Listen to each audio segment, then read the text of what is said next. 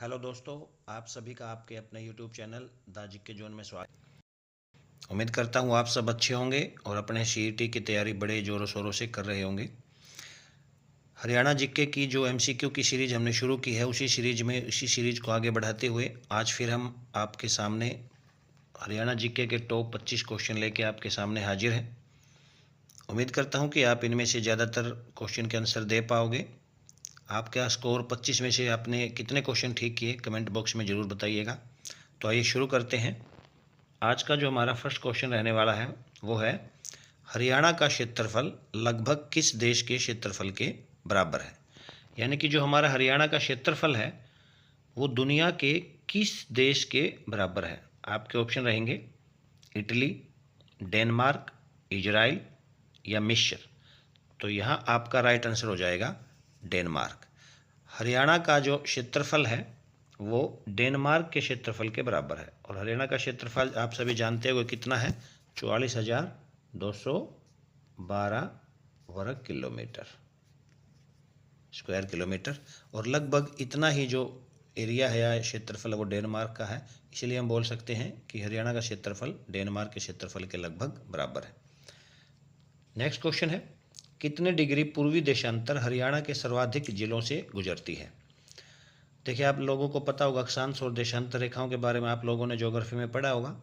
उन्हीं में से जो पूर्वी देशांतर रेखा हमसे पूछी गई कि कौन सी ऐसी पूर्वी देशांतर रेखा है जो हरियाणा के सबसे ज़्यादा जिलों से होकर गुजरती है। आपके ऑप्शन है 74 डिग्री, 75 डिग्री, 76 डिग्री या 77 डिग्री। तो यहाँ आपका राइट आंसर हो जाएगा 77 डिग्री। 77 डिग्री की जो पूर्वी देशांतर रेखा है वो हरियाणा के सबसे ज़्यादा जिलों से होकर गुजरती है।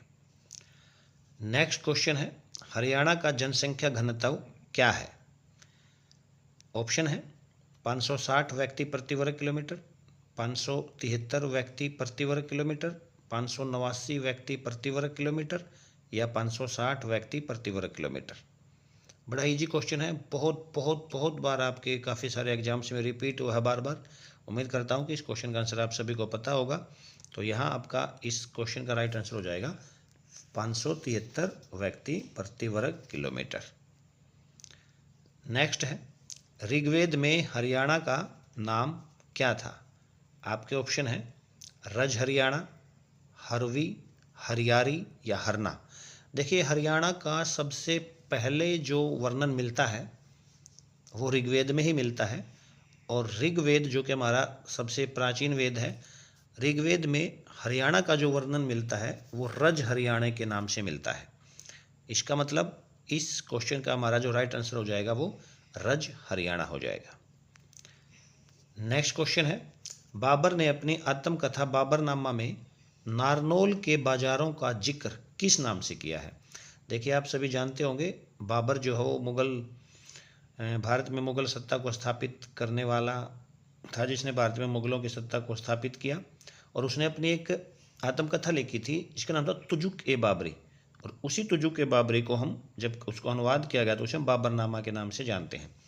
उस बाबरनामा के अंदर बाबर ने नारनौल के बाज़ारों का जिक्र किया है और हमसे पूछा गया है कि उस बाबरनामा में नारनौल के बाज़ारों को जिक्र किस नाम से हुआ है।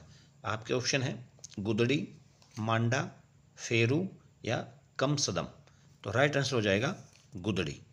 गुदड़ी के नाम से नारनौल के बाज़ारों का जिक्र बाबर ने बाबरनामा में किया है। नेक्स्ट क्वेश्चन है, हुविष्क व कनिष्क प्रथम के सिक्कों के सांचे कहाँ से प्राप्त हुए हैं।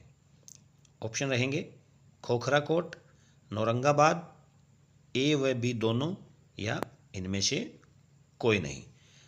तो यहाँ आपका आंसर हो जाएगा ए व बी दोनों।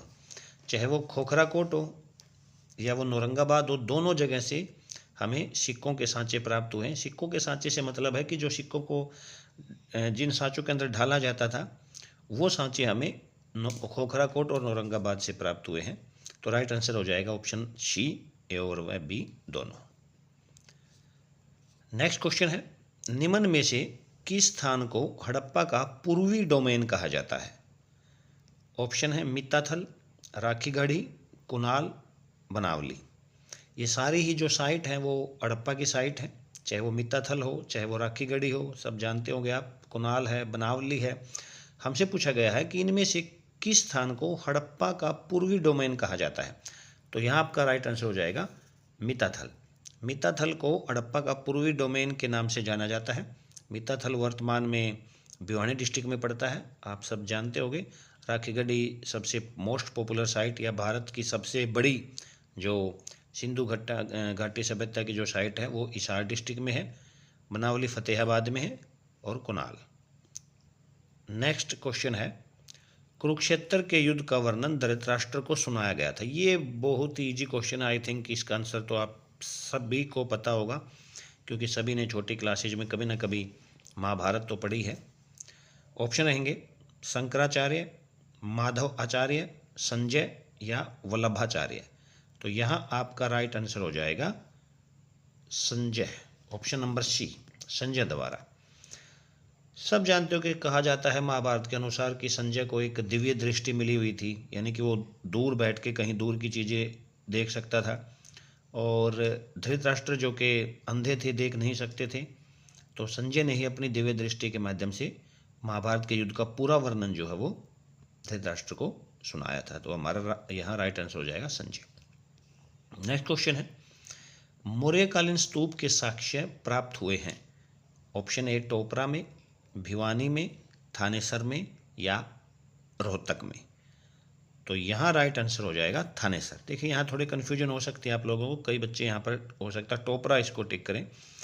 टोपरा में अशोक के हमें बहुत सारे साक्ष्य मिले हैं, टोपरा में स्तूप के भी मिले, लेकिन जब हमसे साक्ष्य मौर्यकालीन स्तूप के जब पूछा जाए तो यहाँ आंसर थानेसर होगा। थानेसर में हमें स्तूप के कुछ साक्ष्य मिले हैं, यानी कि पुराने समय में मौर्यकालीन जो राजा थे उनके द्वारा थानेसर के अंदर स्तूप जो है वो बनवाए गए थे।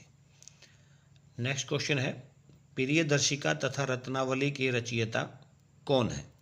ये भी मोस्ट इंपॉर्टेंट क्वेश्चन है, काफ़ी बार आप लोगों ने हर एग्जाम्स में किसी न किसी एग्जाम्स में देखा होगा, चाहे वो सेंट्रल लेवल का एग्जाम हो या आपका स्टेट लेवल का। ऑप्शन है सम्राट हर्षवर्धन, सम्राट अशोक, मोहम्मद गौरी या इनमें से कोई नहीं। आई थिंक आप सब लोगों को इसका आंसर पता होगा, तो इसका राइट आंसर हो जाएगा सम्राट हर्षवर्धन। देखिए सम्राट हर्षवर्धन जो है अपने आप में भी एक कवि थे, और उन्होंने मुख्य रूप से 3 जो हैं वो रचनाएं लिखी, जिनमें से एक प्रियदर्शिका थी, एक रत्नावली थी और तीसरी थी नागानंद। तो ये तीनों रचनाएं सम्राट हर्षवर्धन की थी, तो इसका जो राइट आंसर हो जाएगा हमारा वो हर्षवर्धन। नेक्स्ट क्वेश्चन है, महमूद गजनवी ने थानेसर पर हमला किया, यानी कि हमसे पूछा गया है कि महमूद गजनवी ने थानेसर पर हमला कब किया था। महमूद गजनवी के बारे में आप लोग सब को शायद हिस्ट्री में पढ़ा होगा आप लोगों ने। महमूद गजनवी ने भारत पर 17 बार आक्रमण किया था, और इनका जो सबसे जो महत्वपूर्ण जो हमला माना जा सकता है, या कहीं कि जहाँ सबसे ज़्यादा लूट मचाई थी इसने, वो सोमनाथ के मंदिर पे मचाई थी। हरियाणा के लिहाज से अगर मैं इसकी बात करूं तो इन्होंने थानेसर पर हमला किया था, और थानेसर पर हमला इन्होंने किया था 1014 में, यानी कि इस आंसर का जो आपका जो राइट आंसर हो जाएगा इस क्वेश्चन का, उसका राइट हो जाएगा 1014। Next question is, Razia Sultan कहाँ हारी और उनकी हत्या हुई। देखिए अगर सल्तनत काल की मैं बात करूं तो सल्तनत काल की पहली महिला शासिका रजिया सुल्तान, जिसकी हत्या हरियाणा के शहर में हुई थी, किस शहर में हुई थी ये आप लोगों को बताना है। ऑप्शन इज पलवल, पानीपत, झज्जर या कैथल। आई थिंक सब आप जानते होंगे इसका आंसर। इसका राइट आंसर हो जाएगा Kaithal. Kaithal is the right answer. Kaithal के अंदर ही इनकी हत्या कर दी गई थी कुछ डाकुओं के द्वारा कहा जाता है, और कैथल में ही इनका मकबरा भी मौजूद है। तो बाय चांस अगर आप लोगों से पूछ लिया जाए कि रजिया सुल्तान का मकबरा कहाँ है, तो उसका आंसर भी कैथल हो जाएगा। Next question is, Mohan Singh Mandar की रियासत किस स्थान पर थी। Option is Kaithal, Jind, Tauru, Mahendragarh. तो यहाँ आपका राइट आंसर हो जाएगा कैथल। मोहन सिंह मंडार एक रियासत, एक छोटी सी रियासत थी इनकी, मोहन सिंह मंडार की, और वो थी मौजूद कैथल के अंदर। नेक्स्ट क्वेश्चन है, पानीपत की पहली लड़ाई कब हुई? मोस्ट इम्पोर्टेंट भी बोल सकते हो और मोस्ट ईजी भी बोल सकते हो। देखिए, पानीपत में 3 लड़ाइयाँ हुई हैं। हमसे पहली लड़ाई के बारे में पूछा गया है। पानीपत की पहली लड़ाई के जो ऑप्शन दिए गए आप लोगों को वो है 1556, 1536, 1526, 1506। तो राइट आंसर है ऑप्शन सी, 1526। पानीपत की पहली लड़ाई से ही भारत में मुगलों की नींव पड़ी थी। पहली जो पानीपत की लड़ाई हुई वो बाबर और इब्राहिम लोदी के बीच में 1526 में हुई। 2 और लड़ाई इंपॉर्टेंट या महत्वपूर्ण लड़ाइयाँ जो हों पानीपत में हुई, एक 1556 में हुई। 1556 की जो लड़ाई थी वो हेमू या हेमचंद्र विक्रमादित्य और अकबर के बीच में हुई। और तीसरी जो पानीपत की लड़ाई हुई वो 1761 में हुई, मराठों के बीच में और अहमद शाह अब्दाली के बीच में। मराठों का जो इसमें बहुत बुरी तरह से हार हुई थी और अहमद शाह अब्दाली इस युद्ध में जीत गया था। चलिए अगले क्वेश्चन की तरफ चलते हैं।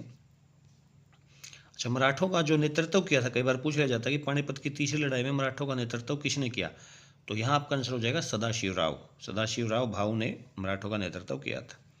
चलिए नेक्स्ट क्वेश्चन है, हरियाणा के प्रथम सूफी संत कौन थे? ये इंपॉर्टेंट क्वेश्चन है। ऑप्शन इज शेख फरीद, शेख उस्मान, शेख जमाल, शेख मोहम्मद तुर्क। तो यहाँ आपका राइट आंसर हो जाएगा शेख मोहम्मद तुर्क।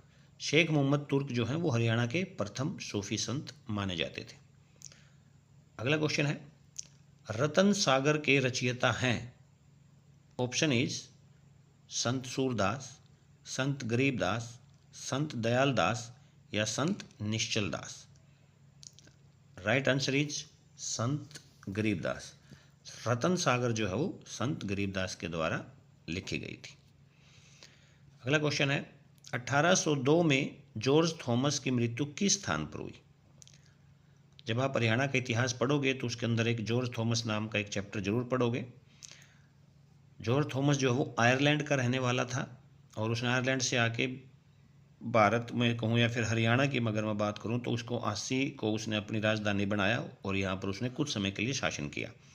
1802 में इनकी मृत्यु हो गई थी। हमसे पूछा गया है कि इनकी मृत्यु किस स्थान पर हुई थी। ऑप्शन है महेंद्रगढ़, बहरामपुर, नारनौल या बावल। तो राइट आंसर हो जाएगा बहरामपुर। बहरामपुर में 1802 में जॉर्ज थॉमस की मृत्यु हो गई थी। अगला क्वेश्चन है, किस किले को हरियाणा का मुख्य द्वार कहा जाता है? ऑप्शन है कानौड़ का किला, महम का किला, गोहाना का किला या बहादुरगढ़ का किला। तो यहाँ आपका राइट आंसर हो जाएगा बहादुरगढ़ का किला। बहादुरगढ़ के किले को हरियाणा का मुख्य द्वार या प्रवेश द्वार के नाम से भी जाना जाता है। नेक्स्ट क्वेश्चन है, 1857 की क्रांति के नायक अब्दुल रहमान खान का संबंध किससे था? यानी कि दूसरे शब्दों में अगर इस क्वेश्चन की मैं बात करूं तो हमसे पूछा गया है कि 1857 की क्रांति में अब्दुल रहमान खान ने किस जगह से क्रांति का नेतृत्व किया था? ऑप्शन है बहादुरगढ़, फरूखनगर, झज्जर या Jind. Right answer is Jhajjar. Jhajjar के नवाब थे अब्दुल रहमान खान और उस समय की सबसे महत्वपूर्ण रियासत होती थी झज्जर, सबसे बड़ी रियासत भी इसको बोल सकते हैं।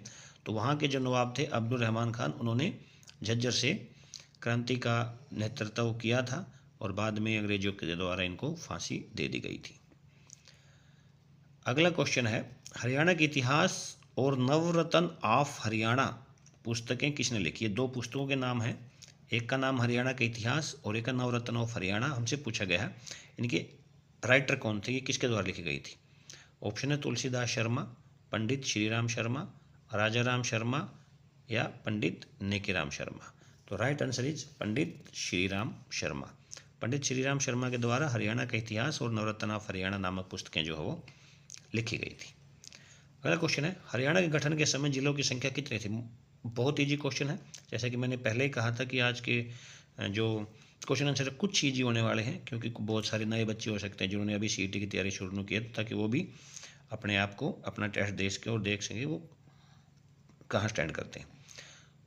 वेरी इजी क्वेश्चन, जिलों की संख्या पूछी गई। जब हरियाणा बना 1966 में, उस समय कितनी हमारे पास जिलों की संख्या थी? ऑप्शन है 7, 8, 7, 17 और 5। तो राइट आंसर हो जाएगा 7। देखिए, जिस समय हरियाणा का निर्माण हुआ, या मैं कहूँ कि जिस समय हरियाणा बना, उस समय जिलों की जो संख्या थी हरियाणा की, वो 7 जिले उस समय हरियाणा में मौजूद थे।